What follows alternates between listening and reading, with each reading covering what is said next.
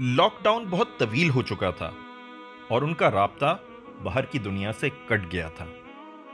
دوائیں اور دیگر اجناس تو دور کی بات، ان کے پاس تو کھانے پینے کی بنیادی اشیاء بھی ختم ہوئے ایک زمانہ گزر چکا تھا، جس کی وجہ سے وہ درختوں کے پتے اور ٹہنیاں چوس چوس کر گزارا کرنے پر مجبور تھے۔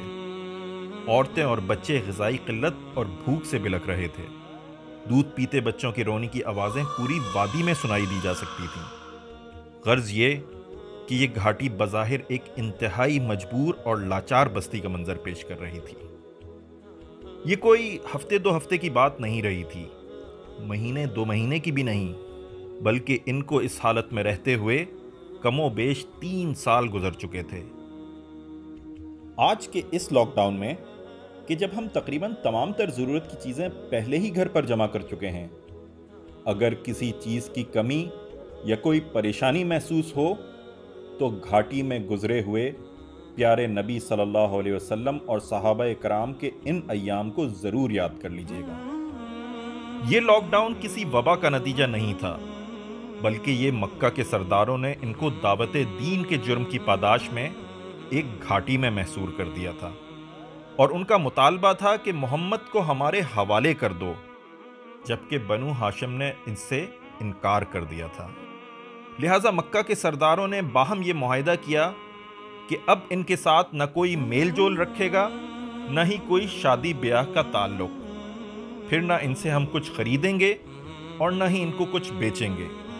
اس طرح یہ مجبور ہو جائیں گے کہ یا تو اپنی دعوت سے باز آ جائیں یا بنو ہاشم محمد کو ہمارے حوالے کر دیں۔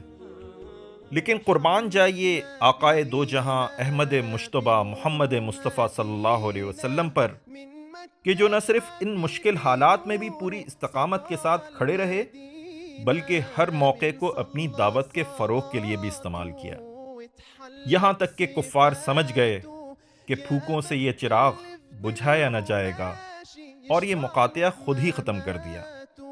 اس کڑے وقت کے دوران اور بعد کے سخت ترین دور میں بھی اللہ کے رسول نے حالات پر بین آہ و بکا اور مایوسی کا اظہار کرنے کے بجائے اپنے رب پر غیر متزلزل یقین رکھتے ہوئے ان حالات سے نکلنے کی تدبیر کی اور اپنے مشن کی تکمیل میں ذرہ بھر بھی کوتاہی نہ کی۔